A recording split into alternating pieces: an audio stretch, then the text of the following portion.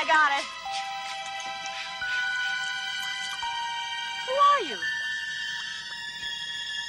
What are you doing?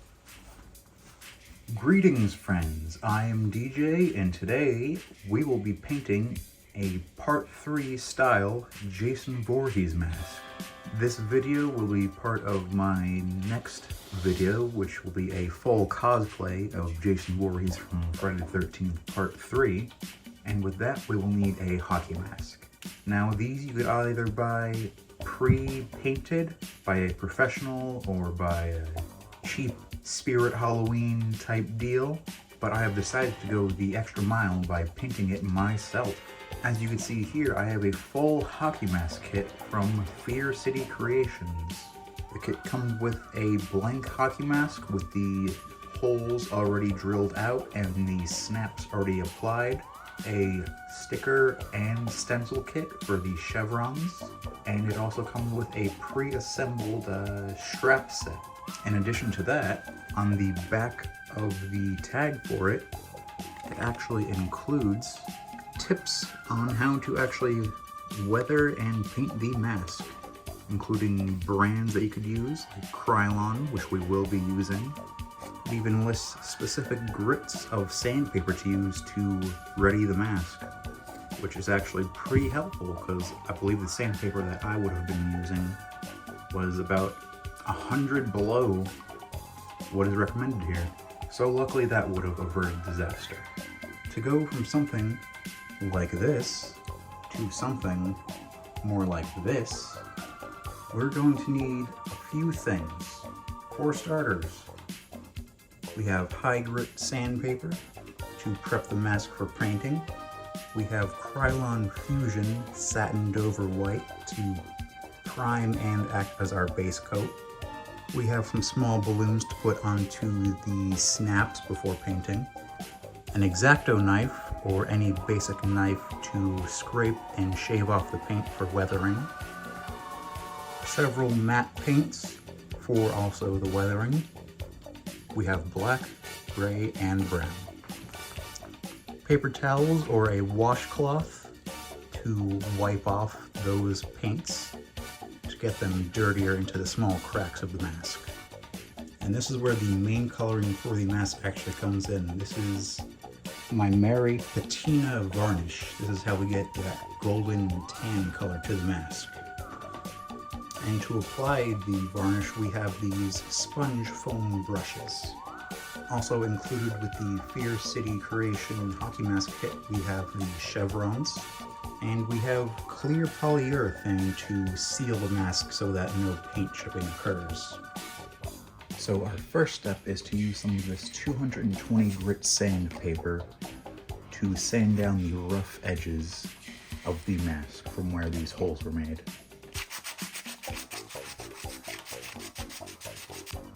After the edges have been dulled, we will go over the entire mask with 320 grit sandpaper in order to ready the mask for the primer.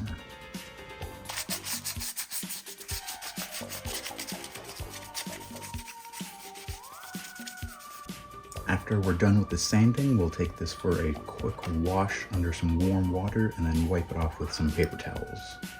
I do recommend going over it 1 or 2 extra times with the 320 grit sandpaper, just to make sure you get all of the smaller areas. But then after that, we'll be on to our primer.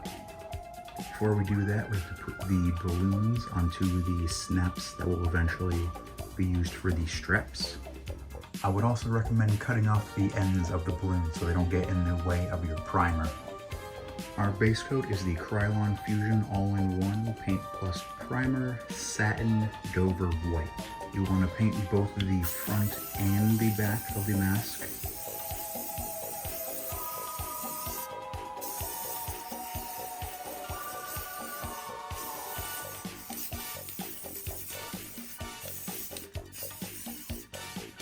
And here is our base coat. On camera it comes across pretty pale, but it does have a slightly aged color to it naturally. I did have some problems with paint running along the bottom of the chin, and a small scuff on the forehead right there. But all in all, it came out pretty good. Now our next step is to add damage to this mask. Chip off paint, make some marks, and that's why I mentioned having to paint both the front and the back of it. Because as we make our scuff marks around it, it'll chip off this outer paint, and since it's a clear mask, we'll see straight through to the paint on the back. This is where our X-Acto knife is going to come in. Make sure you have some references to know where damage is going to be on the mask, so you're not doing it willy-nilly, especially if you're going for a film style mask. Now for part 3, the entire mask has these cracks going all the way down it. That I don't believe I will be doing, at least with this one, because that will take multiple days to do if I wanted to do it in a completely film accurate style. But I will get the general gist of the look. Alright, so with a pencil I actually marked up areas where scratching and dirt detailing is going to be on the mask. I of course used some stills and behind the scenes photos from the film. So let's get right into it. And right here is a perfect example as to why we want to use paint on the front and the back on a clear blank. Get that nice translucent color in there.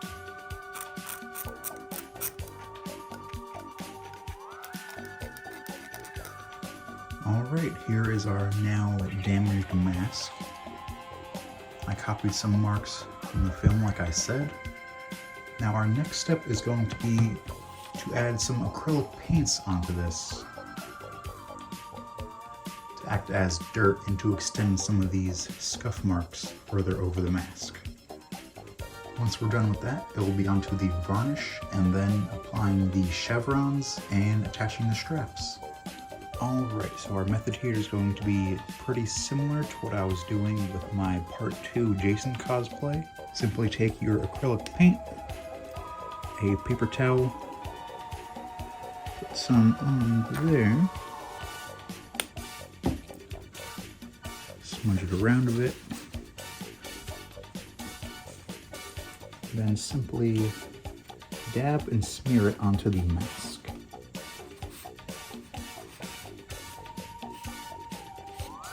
I also have some water for any paint that we need to smear off of the mask.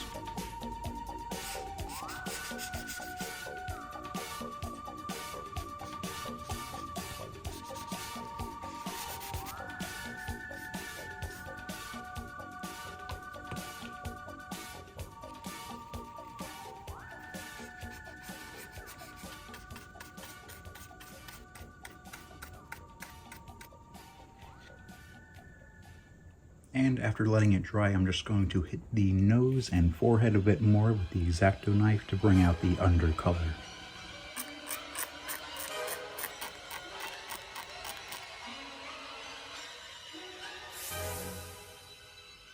For our varnish, what we were going to do is use one of these sponge brushes and simply brush vertically across the mask with our varnish.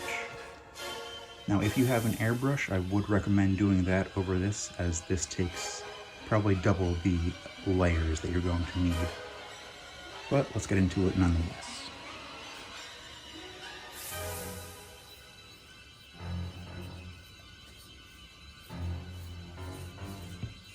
Also, don't do it barehanded like I just forgot about, because I just spent a couple minutes scrubbing off my hands. Wear some gloves.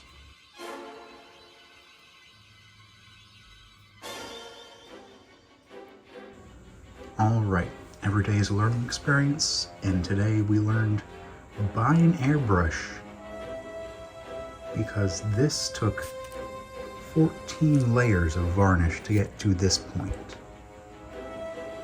It does have a nice yellow hue to it now, but also a lot of streaking.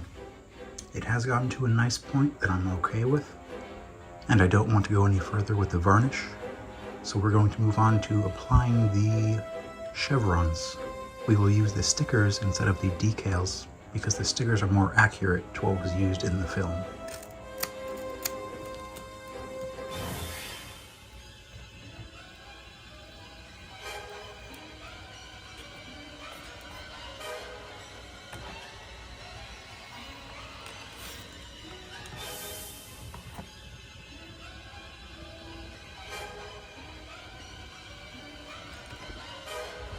Now that is instantly beautiful looking. I don't have the clear coat on yet, but it does have a nice sheen to it.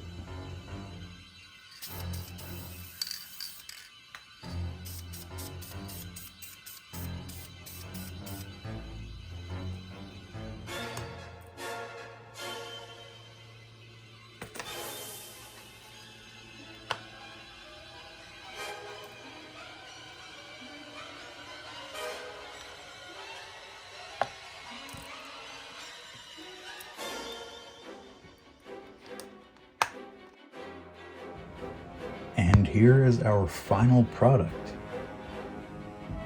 We have some scratches and dirt scuffed around the side of it. As you can see, there's a slight golden hue when you look closer at it.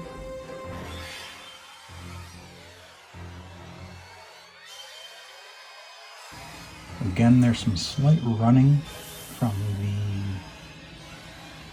varnish, but I think it just adds a better texture to the surface of the mask. The chevrons definitely help to make it pop. All in all, this has turned out to be a pretty good experiment for painting one of these masks. I have been DJ. If you liked the video, hit the like down below. If you have any ideas, put them in the comments. If you want to see more of my videos, subscribe to the channel. And I will see you next time. Farewell, friends.